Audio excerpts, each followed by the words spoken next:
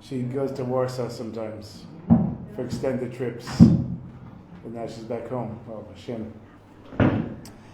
Okay, so welcome to everyone who's, I think Alice is watching, and Zahava, and Yael, there's Alice, and everyone who watches, Avital, and Shena Batsheva, and David, and my mother, and Katie, and everybody joined us. Was that the Shem?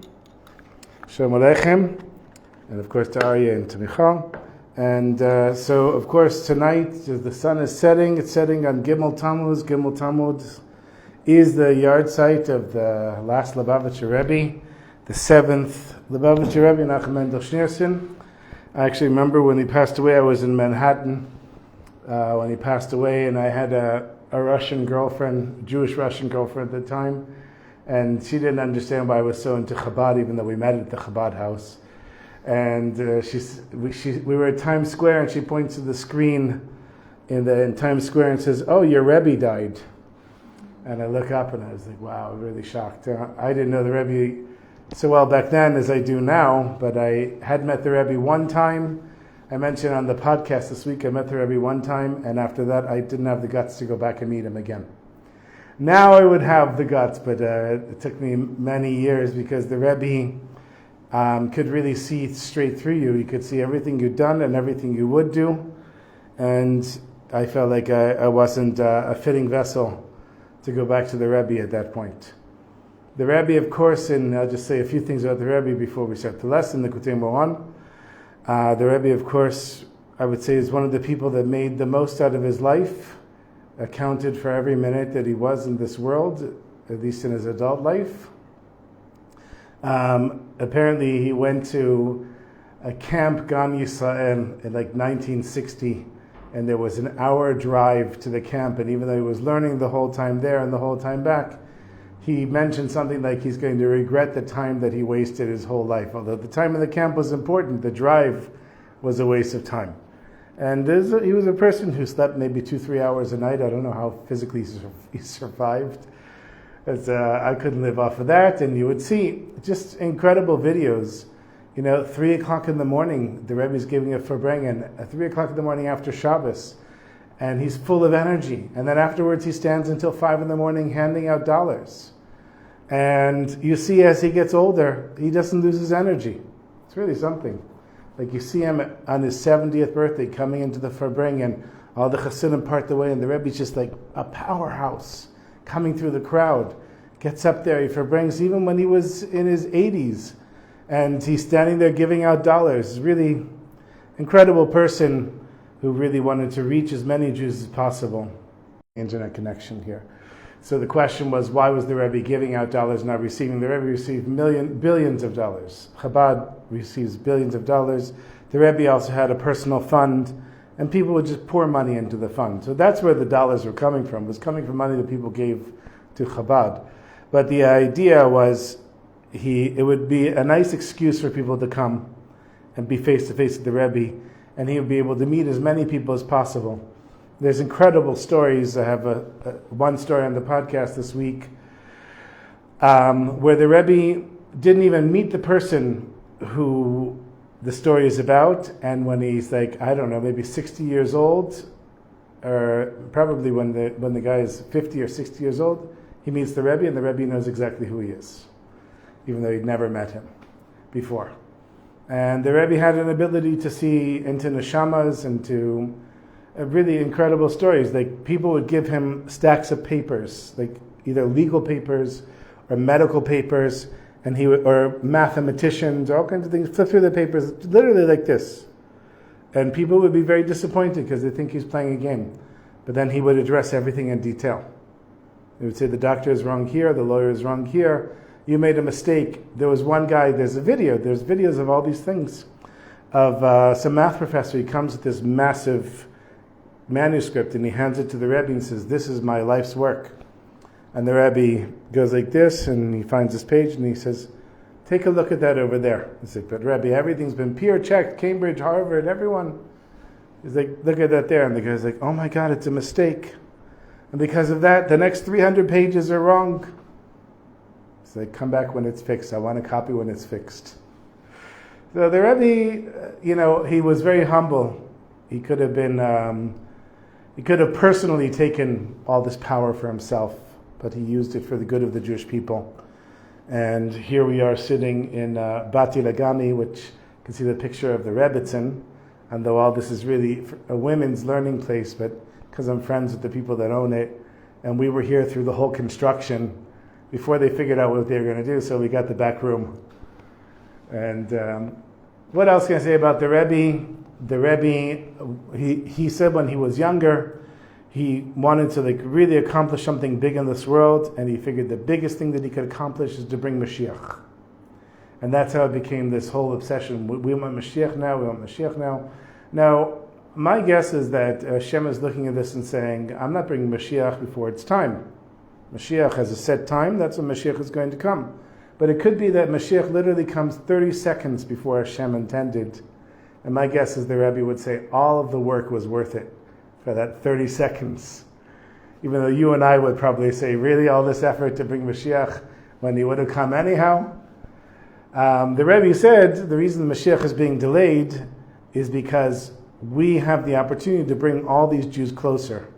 And when the final redemption comes, it's kind of like the book is printed. So you're not going to go and edit the book after it's printed. And after the redemption comes, you're not going to be able to go out and do tshuva and to reach out to Jews. So now is the time to do it. Before he passed away, people said to him, Rebbe, what are we going to do? We don't have a Rebbe. We're not going to have a living Rebbe. What are we going to do without you? So he said, everyone needs 3 good friends. Needs a rabbi that's a posek, that can make halachic decisions, and 3 good friends. And you go to your friends, you ask them for advice, you go to the rabbi and get his halachic opinion, And he said, and that's it. The rest, I've already told you everything you have to do. Now go out and do it. And of course, you see the power of Chabad in the world. You know, it's an amazing thing. 3 months before Shlomo Carlebach died, he eulogized the Rebbe. So, and it's a video online. You can see it's 15 minutes long. He's talking about the Rebbe, and of course Shlomo had a very deep personal connection with the Rebbe. Shlomo was one of the great scholars in the Lakewood Yeshiva, and Rabbi Moshe Feinstein said he's the next Gadol Ador. He's the next great scholar of the generation, the leader of the Litvish world. But Shlomo wasn't interested in that, and he went to Lubavitch, which was like a scandal. You don't leave Lakewood for Lubavitch. And Lubavitch in 1950 wasn't what it is today. It was like this little tiny know-nothing. He became a chassid of the Frierdiker Rebbe, and then the Frierdiker Rebbe passed away, and Shlomo became a chassid of the last Rebbe. And you can see also there's the room where the first Farbrengen was, and Shlomo is sitting right next to the Rebbe. There's a picture, and you see Shlomo sitting next to the Rebbe. And there's many stories of the two of them, and apparently they had a secret communication, like writing back and forth all the years that their Rebbe was alive. So when Shlomo eulogizes the Rebbe, he's not just eulogizing the Rebbe, he's eulogizing really his Rebbe. And one of the things that I remember, I haven't listened to the eulogy in a long time, was that he said, since the Baal Shem Tov, there hasn't been anyone like the Rebbe. Like the Rebbe and the Baal Shem Tov, that's it. Everyone else in between is filler. These were the two big giants, the Baal Shem Tov and the Lubavitch Rebbe, which shows you the incredible greatness. You know, we look at it because the Rebbe was alive in our time, so we have a connection to the Rebbe. But when Shlomo, who really, if you take away all of Shlomo's controversy, and you look at the person who was an incredible scholar and could have been really this great Litvish Rebbe in a sense himself, and he says that there wasn't anyone between the Baal Shem Tov and the Lubavitch Rebbe, then you know it's real. So, Be'ezrat Hashem, the merit of the Rebbe, we are going to learn, and we should be inspired and continue to do our work. One small thing I'll say, I've mentioned this before. I had a neighbor that lived over here at 28 Beersheba, who was very sick in the hospital, and at some point he was sent home, and he had a high fever, and when the fever broke, he came running over to my house, and he said, I had this crazy dream. He was a Lubavitcher. He was actually a convert, Baal Tshuva, Lubavitcher. And his whole family, they all became Lubavitch. And he said, I had a dream that I was going up to heaven, to the heavenly court. He said, there's 2 courts, one for Misnagdim and one for Chassidim. I said, I'm a Chassid, so I went to the Chassidic one. And the Rebbe is there, and he said, what are you doing here? You're not supposed to be here. And he said, well, I wouldn't leave heaven until I met you. And he said, give me a message to bring back into this world. And he said that the Rebbe told him, Lubavitcher, Chabad Chassidus, Breslov Chassidus, all Chassidus, they're all the same. Don't think there's any difference between them. And this guy woke up from his fever, and he ran over to my house, and he said, I have to tell you, I have to give someone the message. So I'm giving you the message. And that was the message. So whenever anybody says, I only study Chabad Chassidus, I only study Breslov Chassidus, they're all the same. They're just different ways of communicating. One person does abstract art and one person does architecture. They're both types of art. And they're both types of Chassidus. I would say that's also Chabad. Chabad is very linear, and Rabbi Nachman, as we know, because we've been learning for many years, all over the place. Okay, so we're learning from lesson Samech Bet, which is 62. And this is Lashon Rabbeinu Zichrono Livracha. This is directly from Rabbi Nachman. We only got through the first section last week, and I'm just going to read the actual text without the commentary. So it starts off with Vayesev Elokim et ha'am derech midbar Yam Suf chamushim alu bnei Yisrael me'eretz Mitzrayim. That the Jewish people left Egypt in the roundabout way, and they left chamushim, which could mean a fifth, or it could mean that they were armed, and they came to the land of Israel. What did Yael say? They announced the passing on the big screens in Times Square. Oh, yes, Yael, of course, who loves Manhattan. Yeah, it was a big deal. It when the Lubavitcher Rebbe passed away. Big deal. Okay, so he said that's the quote that we're starting off with. And now he's going to say that through eating in a holy way, we merit to make a connection between Hashem and the Shekhinah. And as I've defined many times, Hashem is, of course, the presence that's creating everything in the world and the whole universe and more. And the Shekhinah is Hashem's presence which is revealed into this world. And so, having sat at this table for many years, the analogy I use is the light bulb and the light that's on the table. The light on the table we can perceive. Let's pretend that we're not able to see the light bulb. We know that it's coming from the light bulb, but we can see the light on the table. The light on the table is the Shekhinah. The light bulb is the source of the light bulb, which is the source of the light, which would be HaKadosh Baruch Hu. Just to put it into terms. So, HaKadosh Baruch Hu, in a sense, is out of this world. The Shekhinah is in this world. And the reason for that is that if Hashem was revealed in this world, we would lose our free will, which would take away the purpose of this world. So Hashem has to reveal Himself in this world in a hidden way that is revealed to anybody that wants to see it, but is not revealed in such a clear way as we see everything physically in this room, for example.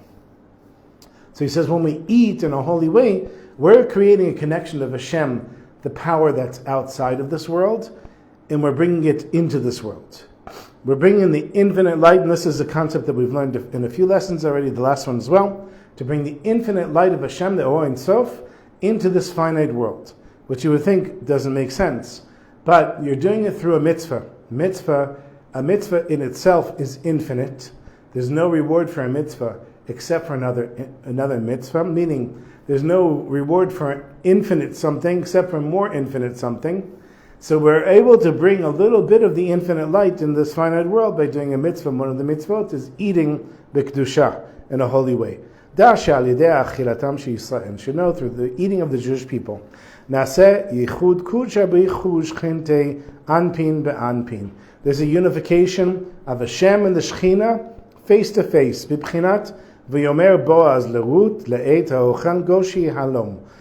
That when Boaz was said to Ruth, go where the workers are and eat with them. Goshi halom means go and approach them there. Le'et ha'ochel daika, why specifically the time that the workers are eating? Hainu al yedei ha'achila goshi halom. That is, through eating, you can approach this high spiritual place. Ze yichud shel HaKadosh Baruch Hu v'Shechina. This is the unification of Hashem and the Shekhinah. B'bchinat vayigash elav Yehuda, and this is also connected to when Yehuda approached Yosef in the story in Bereshit. Hitkavut melech b'melech, and this is the coming together. Yehuda was a melech, Yehuda was a king, and Yosef was a king. The two kings coming together, meaning that when you're eating, you're actually creating this very high spiritual connection. And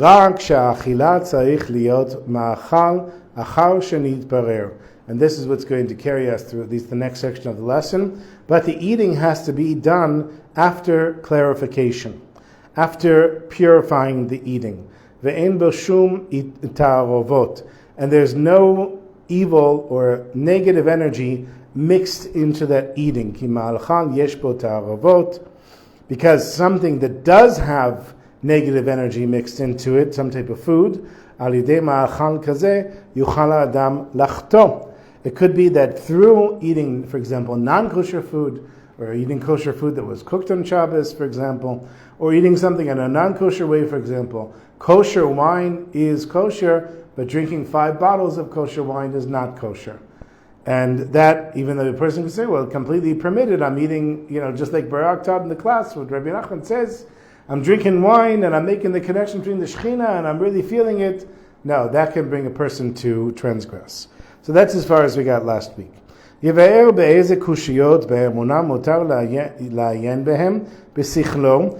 going to explain which questions a person can ask in their mind, and to give an answer for them,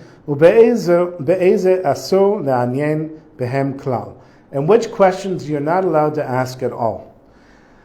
Now, what he's going to say is that we have these two ideas. We have asking a question and answering it, and being on the level of emunah, the level of faith, saying, well, I can't answer that question. So, for example, a person could say, this is an example I brought 1,000,000 times in this class. Why is there good and evil? There's good and evil so that there can be free choice. If there wasn't good and evil, if everything was good or everything was bad, there'd be no choice. But if you have one that's good and one that's bad, then you get to choose between good and bad. So that we can answer, why, if somebody says, well, if God is all good, why is there evil? The answer is because God is all good. Because in order for there to be good, there has to be evil. If God is all good, why would there be death? Because if there's no death, then there's really no life. If there's no deadline, if you're not going to die at some point, then your whole life is worthless because you're never going to die. So you'll never get to the end. It doesn't have meaning. But when you know that there's an end, it puts a lot of meaning behind your life. So that we can answer. But a question we can't answer: why do the righteous prosper, and why do the evil prosper, and why do the righteous suffer? Which was the question that Moshe Rabbeinu asked Hashem. And Hashem said to Moshe Rabbeinu, I can't answer that, because if I answer that, you won't have free choice, and you won't understand. You want people to make choices in this world. So you could say, okay, so I don't understand why the righteous suffer and why the evil prosper. I'll just have to accept that on a level of emunah, on a level of faith. But now he's going to say, no, the things that you can understand, you should try to understand. But if you get to the point that you tried to understand something and you couldn't understand something, don't let it bring you to the point that you give up everything because you couldn't understand it. I'm just giving you a heads up of where we're going. How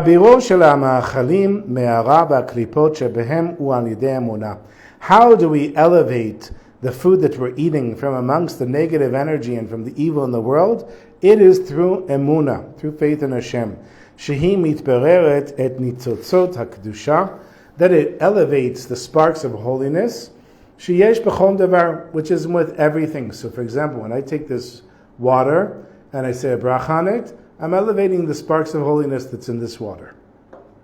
Same thing with this paper that was originally a tree. Now it's covered in Kodesh. So this is elevating. We can elevate physical things all the time. One of the ultimate ways of elevating something is giving tzedakah. Because when we work to make money, if you work to make the money and you give tzedakah, then that's really the higher level. Also, if you get an inheritance of the lottery, it's fine, give tzedakah. But many of us, we work and we really sacrifice a lot to work. It takes time, it's hard, we push ourselves when we don't want to, and we make a little bit of money from that, and then from that we give it to tzedakah. That is truly elevating something physical. And that's what he's talking about here, that we elevate the physical by making a bracha and by doing things in a holy way. Perush. Al yedei shemishtamesh bekoach ha'emunah neged hakushiyot haba'ot me'aklipot. When a person uses the power of faith to fight back against the questions that come from the negative energy in the world, basechel keneged hakushiyot haba'ot me'klipat noga, and also in a person's intellect from the questions that come from klipat noga, which means the neutral energy. Money is klipat noga, food is klipat noga, anything that can go in both directions. Food can be used for kedusha, and food can be used for being a glutton, like the example I gave with wine. So we make kiddush on wine all the time.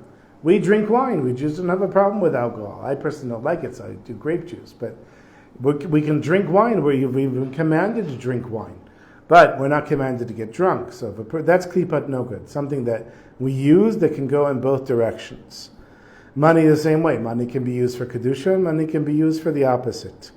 So when a person comes up with questions that comes from this place of klipat noga, sheyesh lehem tshuva, that there's an answer for them, for those questions. Ubower beinehem b'ma leishtamesh imasechem b'ma and the person clarifies between them. When do I use my intellect to understand this thing? And when do I say, okay, this is when I'm going to tap into emunah, tap into faith in Hashem. Zeh ba'atzmo birur hamachal. Just the fact that you're trying to figure out, when do I ask a question and answer it? And when do I use my faith, that is elevating the food. Ki ha'emet gam b'inyanei emunah, because the truth is also related to matters of faith. Ma shehigbil Hashem yitbarach lesechel ha'enoshi sheyuchal la'avin u'mitzvah gedola lechaded hasechel. So it's true. We could just say, I'm not going to ask questions about anything. I'm just going to have emunah, and everything I'm going to say it's because Hashem wants it to be so. Why was this and why was that? I'm not going to figure it out. I'm just going to say emunah. He says, no, it's true that Hashem limited a person's intellect. But those things that we can understand, it's a mitzvah for us to try to understand them. La'avin davar al burio. To understand what a person can understand. Alice asked me a question. How do you think free choice will be affected in the times of Mashiach? So that's an excellent question. How will free choice be affected in the times of Mashiach? You won't have free choice in the times of Mashiach. And that's why this time is so precious. And that's one of the reasons that the Lubavitcher Rebbe gave for the delay of the redemption. Because when Mashiach comes, we're all going to have full da'at. Da'at is an awareness of Hashem's presence in this world. You won't have any questions about anything. You will basically, this is what I've learned. I can't even imagine what it's like. We're going to be sitting and learning Torah. And what's going to be the currency? Ari is going to have a Dvar Torah for me, and I'm going to have a Dvar Torah for Michal, and Michal's going to have a Dvar Torah for me, and then we're going to share Divrei Torah, and that's going to be the currency of the world. Because money is going to be worthless, and nobody's going to transgress. What was the beauty of the Beit HaMikdash? It was this one little place in the world that Hashem's presence was revealed in a revealed way. We don't know what it means. We can get kind of a little taste of it. That's why people go to the Kotel. That's why people go on Har HaBayit. But to really know that Hashem is listening, Hashem cares, Hashem pays attention, to know it like you hear me talking right now, that's a level that we can't reach until Mashiach comes. But once you know, imagine the shoplifter, that the policeman is standing right over his shoulder. And he looks and he sees the policeman's got his arms crossed and looking at this guy like, are you really going to shoplift when I'm standing right here? The person's not going to shoplift because the policeman is right there. That's how it's going to be in the times of Mashiach. Hashem's presence is going to be so revealed all the time that we won't transgress, so we won't have free will. So that's why now is the Zman Mesugal, the auspicious time, the opportune time to do mitzvot, because now we have free choice. Al Zeh Ne'emar, regarding what a person can understand their intellect, it said, there's a really long note here that I was reading over before, but I don't think we really need it. We're just going to continue. So regarding when do we use our intellect to understand things, he quotes from Pirkei Avot. He said, know what to answer the heretic. Now, it's really important to know how to answer a heretic, because sometimes the heretic is yourself. Sometimes it's another person. A person can come and say, why do I have to rest on Shabbos? I love working. Work is my pleasure on Shabbos. I love going to the mall. I love going to movies. I love shopping. That's pleasure for me. So, Shabbos is not about pleasure. And it's not about rest either. Shabbos is about making time holy. We take a period of 24, 25 hours, and we say, this period of time is now kadosh. How do we make something kadosh? Right under the chuppah, the man says to the woman, Harei at mekudeshet li. You are holy to me. But really what it means is that you are separate to me. It means that you are marrying me, and you're not going to be available to anyone else. Harei at mekudeshet li. That's the meaning of kedusha. To be separated. What makes the Jewish people separate and holy is that we are different from the other nations because we're following the Torah and mitzvot. So, when a person says, why should I not shop on Shabbos? Because Shabbos is not about having pleasure and enjoying yourself. If you happen to enjoy yourself by resting on Shabbos and having a nice meal, and talking with friends and taking your time and davening and learning and reading, that's all wonderful, but that's not what it's about. What Shabbos is really about is abstaining from doing many things that we do normally during the week in order to create a space to have a settled mind to perceive Hashem's presence in this world. And we also had a whole lesson about Yishuv Hadat, the settling of a mind on Shabbos, and that it really only comes on Shabbos. So you'll notice, at least I noticed this in Shabbos morning, I have a very clear conscience, very clear mind. And unfortunately, the Yetzer Hara comes and he says, oh, now there's all these things I want you to do when Shabbos is over, and I become like obsessed with thinking of all the things that I have to do, like starting another podcast or running for the Knesset. So this week, I said to Noga, I think I have to start a party and run for Knesset. I'm telling you, it was pure Yetzer Hara. I don't know if it was pure Yetzer Hara, but I was very upset with what's going on in the Knesset. And she looked at me and she's like, are you joking? You can't do that. You don't even have energy for that. You don't have time for that. Like, I don't care, I'll figure it out. And all this came to me on Shabbos because I wasn't distracted by all the stuff during the week. I was just thinking about my neshama, what my neshama wants. My neshama wants to save the Jewish people. Okay, it's not going to come through running for Knesset. And besides, there's plenty of people in the Knesset that speak better than me, and they say exactly what I want to say. I started watching Uta Knesset this week, the Knesset channel, just to make myself feel better. There were plenty of people doing a much better job than I could do, so I was comforted by that. Okay.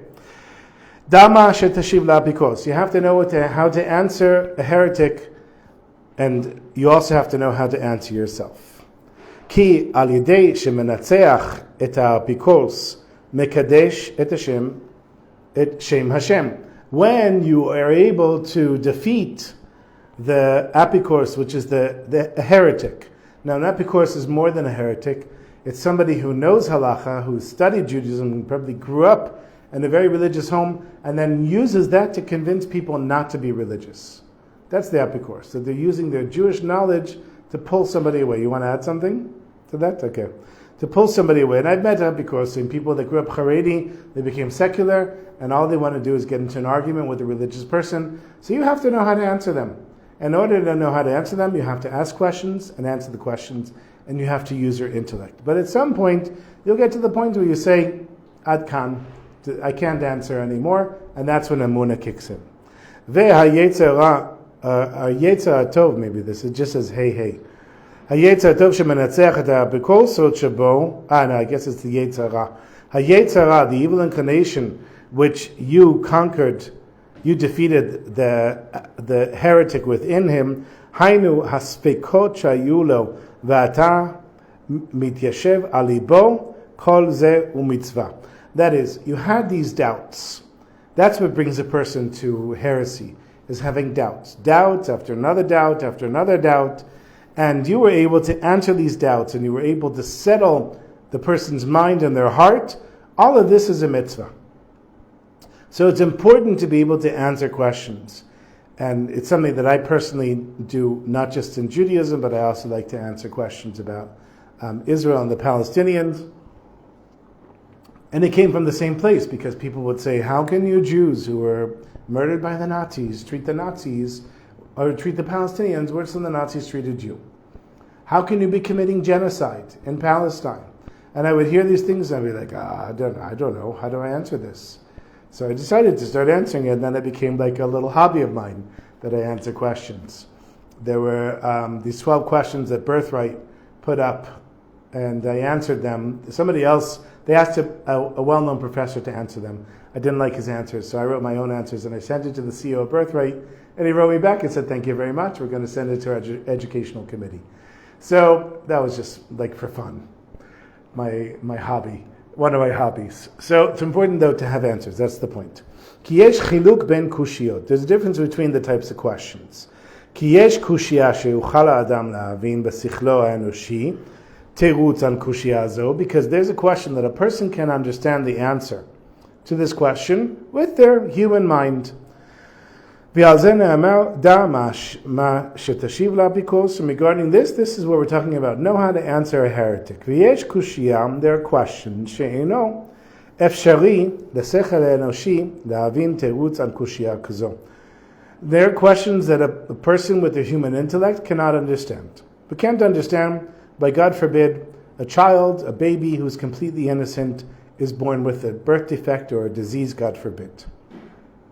Nobody could, the Baal Shem Tov could say, well, this neshama was born, and there's all these stories, born to a non-Jewish mother, and the baby just needed to breastfeed one time, and the one time it breastfed, that was it. Now the neshama's mission in this world was complete, and it went back up to heaven. So that's a very nice story. I'm sure the Baal Shem Tov was not lying to us, but that doesn't comfort me as a parent if a few days after my baby is born, the baby dies, God forbid. So there are things that we can't understand. Kagon kushiyot yediah b'bchira. For example, questions regarding knowledge, understanding the world, and free choice. Rak la'atid navo yitgalel tirutz. Only in the future is the answer going to be revealed to us. V'lachen asur la'adam la'ayin behem. So it's forbidden for a person to ask these questions. V'chol mi shesomech al sichlo u'ma'anyen ba. And anybody who simply trusts their intellect and only relies on it. Al ze ne'amar kol ba'eha lo yeshuvun. Regarding this, it says in Mishlei, all of those that go in don't come out. When I was a kid, there was a commercial on TV for the Roach Motel, for the cockroach motel. It was this little box that had pesticide in it, and growing up in Miami, we had lots and lots of cockroaches. And the commercial was, they check in, but they don't check out. So it was a good commercial because I remember it from when I was a kid. So it says, Kol ba'eha lo yeshuvun. That reminds me of the Roach Motel. They check in, but they don't check out. Meaning that if you fall into this pit of asking question after question after question and insisting nobody can answer your question, and the Judaism is all a bunch of lies, and this is just a made-up religion, and it's a bunch of nonsense, you're going to get to a place where you don't come out of it. Because somebody falls into this heresy, kasher lo ma'od lifrosh mimena. And this is Rashi. He's quoting Rashi here. It's very hard for a person to get out of it. Because when a person gets into the cycle of asking all these questions, that we can't understand the questions regarding them, she's going to remain with his questions, and he's going to become a heretic. Because through questions like this, you can't rely on your intellect. You can't rely on your intellect for understanding why a righteous person is suffering and why an evil person prospers. You won't be able to come up with an answer. And this is the point where I have to say, I'm just going to trust in Hashem and have emunah. And even those questions in which there's an answer according to the human intellect, sometimes the paths in the mind are blocked up. And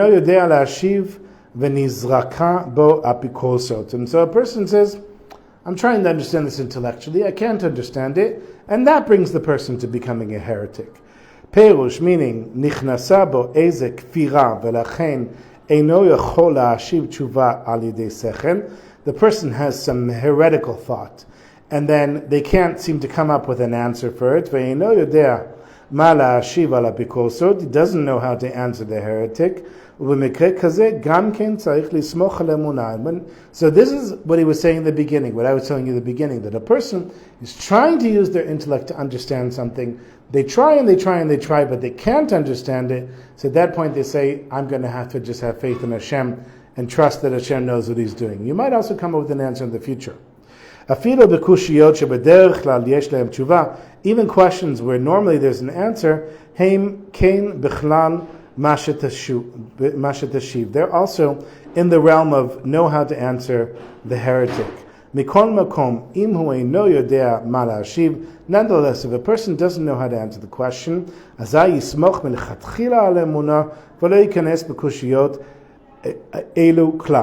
a person is asking questions and they can't answer them, then a person simply relies on their faith and doesn't ask any more of these questions.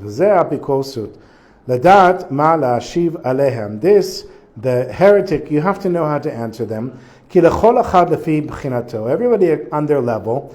Yechol la'avin ben rav leme'at. Everybody can understand the difference between big and small. Perush. But everybody on their level. When I say, what does it mean big and small? You can think of a big ball and a small ball. You can think of a big skyscraper and a small skyscraper. You can think of a big bank account and a small bank account. Everybody's going to think of their analogy of what's big and small. But everybody can understand what big and small means. Perush yitechen shel etzem echad ukushia. By one person it's a question. Sheyesh aleha tshuva b'sechel v'tzarich la'amik ba. A person can say, okay, this I have an answer for, and this is something that I can understand and go and delve into deeply in order to understand it. V'yeshno acher, and there's another person, she'etzlo kushia zu hi me'an sichlo. But there's another person that this question is beyond their intellect. V'hu tzarich lishtamesh kenegda rak be'emunah. Regarding that, a person has to just use their faith in Hashem. Okay, any questions before I tell a short story about the Rebbe? No? Okay, if you have a question, that's online, anybody wants to ask. Okay, so, I of course, Gimel Tammuz, I recorded the stories yesterday for my podcast, and I've told all the good, juicy stories about the Rebbe that I could find. So there's lots of stories, so I found some nice stories. I'm always surprised, because sometimes I tell stories that I don't think are so great, and people are like, wow, that story was awesome. That was my favorite story. So you never know. So I picked one of my favorite stories from the archive to tell here in the class, to the two of you and whoever's still watching. So this was here in a moshav in the north. There was a husband and wife, and the first birth she had was very difficult, and the doctors told her that she shouldn't get pregnant again, but she was pregnant and she was close to giving birth. And she was very stressed, and she was writing to all these tzaddikim and going to the graves of tzaddikim and davening. And the doctors were saying this is very dangerous and it could, God forbid, be a matter of life and death. And somebody says to her, why don't you write to the Lubavitcher Rebbe in New York? She says, what's the Rebbe going to know in New York? I'm over here in Eretz Yisrael. But she figures, okay, I don't have anything to lose. She writes to the Rebbe. She gets a fax back. The Rebbe says to her husband, next to the moshav, there's a factory. There's a spring. Next to the spring, there's a factory. He said at 4 o'clock, all the workers get off of work at the factory. He used to go to the fence where the workers come out, count 10 workers, follow the 10th worker back home, and that person will bless your wife. So he looks at his wife, and she's like, go to the factory. So he goes across the spring, waits for 4 o'clock, the bell rings, everybody starts coming out. He counts 1, 2, 3, 4, 5. Right, he gets to 10. Normal-looking guy, like everybody else, in the uniform, overalls, and everything. He follows him back home. The guy goes into his house, closes the door. A couple minutes later, this guy goes up the steps, knocks on the door, and the man's wife answers, and she says, "What do you want?" He said, "I know this sounds really odd, and I'm really sorry. I kind of feel awkward saying this, but the Lubavitcher Rebbe sent me here because my wife is having difficulty with her pregnancy, and he told me to follow the 10th person in line, and that was your husband." He's like, "Hang on a second." She goes in the back and brings out her husband. He says, "Tell me the story." And the first thing he says is, "I can't believe the Rebbe found me." And then he tells him the story, and he says, "I'm going to give you a bunch of sugar cubes. But these are not for your wife's birth this time, because she's already given birth, and Baruch Hashem, everything is fine. These are for future births, in case she has any problems." And sure enough, he comes back to the moshav, and his wife had given birth, and everything was fine. And he tells everybody in the moshav this miraculous story, and everybody's really excited. And so the first thing they do is they go and knock on his door, but the house is already abandoned. No. They go to the factory, and they say that he already quit, and he left.